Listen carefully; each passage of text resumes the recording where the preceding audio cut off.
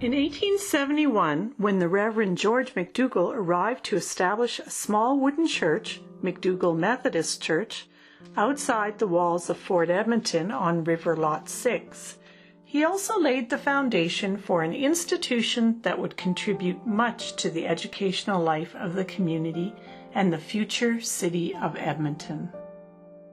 In 1903, just over 30 years after the church's foundation and 1 year before Edmonton was incorporated as a city, the McDougall Church congregation identified the need for a local institution of higher learning.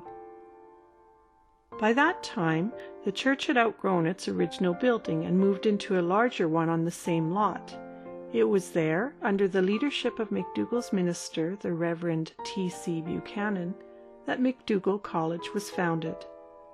The school was to be built upon the original homestead of Reverend George McDougall, which he had donated to his fledgling church for missionary and educational purposes.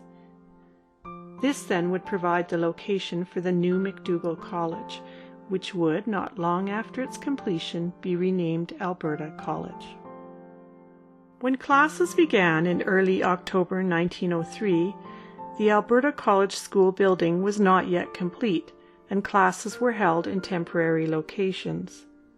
Still, almost exactly 1 year later, on October 5, 1904, a new building located on the grounds of McDougall Methodist Church was opened.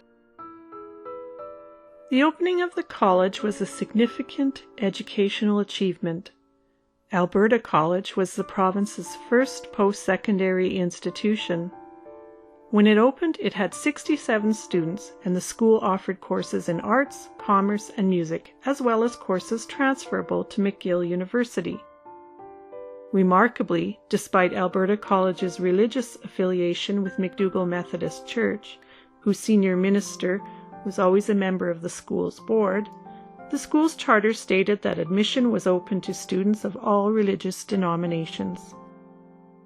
In 1904, when the new building first opened its doors, Edmonton had a population of 8,350 residents. 5 years later, that number had almost tripled, with the city boasting a population of 23,000 residents. To meet the needs of the booming population, the college grew rapidly and expanded its programs to include theology, elocution, and physical culture, as well as high school matriculation. The arrival of non-English speakers in the province also prompted the school to teach English as a second language. By 1909, Alberta College had 475 students. In order to accommodate the high volume of students, in 1910 Alberta College South, later renamed St. Stephen's College, was built. The new building was the first to be completed on the University of Alberta campus. It housed the college theology department, but although that building still stands today, it is no longer affiliated with the United Church. Nevertheless, over the years, Alberta College was a mainstay of education in the city. Soon the college was in need of a larger building, which was completed in 1926. Although in the early 1930s, as an impact of the Great Depression, it suffered a sharp decline in its previous enrollment of almost 1,900 students, enrollment recovered by about 1939 and peaked at more than 2,300 students in 1951. Interestingly, courses offered at Alberta College reveal some of the skills needed for white-collar workers of their era. For instance, in the mid-1920s, students could learn telegraphy, a course for the use of the telegraph. However, by the mid-1940s, students could study use of the comptometer, an early type of calculator. Faced with a changing educational landscape, in 1991, Alberta College became independent of the United Church, and in 2002, Alberta College became part of Grant MacEwan Community College, now a university. Still, through its close association with Alberta College and its music programs, as well as through the congregation's own interests, McDougall Church, which joined the United Church of Canada in 1925, has also contributed to the advancement of music education in Edmonton. For example, for the past 111 years, until the recent pandemic, McDougall has annually hosted what is today known as the Kiwanis Music Festival. When it was founded in 1908, the Alberta Music Festival, as it was then called, was Canada's first competitive music festival, and it was possibly the first in North America. Throughout its long history, McDougall Church has hosted many other music festivals, as well as been a place for emerging and professional musicians and singers to gain experience and develop their talent. Indeed, it has been a place for the arts in general. For instance, the play Dorothy Vernon of Haddon Hall, shown here, was performed in McDougall's second building in 1910. Beyond music, McDougall also long sought to engage a broad array of interests. For example, in 1906, a men's club was formed in order to, quote, develop the intellectual faculties, to stimulate the spiritual and moral qualities, to encourage intelligent Bible study and Christian service, to develop an organized force for righteousness through democratic government, and to give young men who have a desire for such usefulness the opportunity of attaining the highest level of citizenship. In addition, with a seating capacity of 1,600 people, the completion of the church's third and largest building in 1910 made it the ideal location for public lecture events.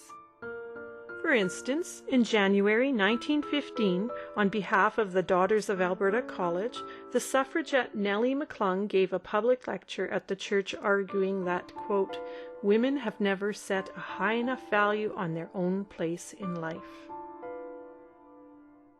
And in May 1913, the church was also the venue for Roald Amundson's World Lecture Tour, recounting his journey to the South Pole. The lecture was fully illustrated with motion pictures and lantern slides, an early form of slide presentation.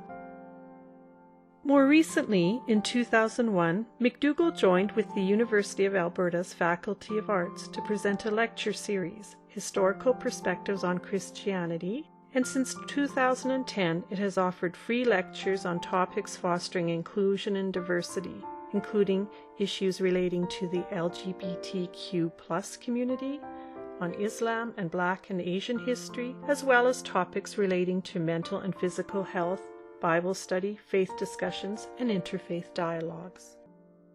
McDougall's contribution to education, however, is not limited to adults. Since at least 1909, Sunday school classes offered both children and youth the opportunity to deepen their understanding of their faith and their world. Attendance in these classes peaked in the mid to late 1950s, when the church averaged between approximately 200 to 400 students enrolled in small classes of 6 to 8 students, ranging from preschoolers to teenagers. In addition to the large contingent of 25 or more teachers, the Sunday school had a superintendent and a children's minister. Groups like the Canadian Girls in Training, or CGIT, which was much like Girl Guides, and for boys, the Tuxus Group, which is thought to have stood for Training Under Christ in Service, also provided entertainment and complemented Sunday school instruction. Until about 1967, the Sunday school curriculum was relatively traditional. With much effort, older elementary students, for instance, could earn a 5-star certificate for which they had to complete tasks such as memorizing Psalm 23 or the names of all 66 books of the Christian Bible. Indeed, Sunday school instruction was considered an important form of education. Following the introduction of Sunday school in 1909, Dr. Riddell, the first principal of Alberta College, formed a union of Sunday school teachers who met weekly to discuss teaching strategies. However, around 1967, the United Church introduced a controversial new curriculum which modernized Sunday school instruction, dealing more directly with questions of the nature of God and the Church in the world. Today, Sunday school students are enriched by a broader program of faith instruction that has included more hands-on activities such as crafts and vegetable gardening.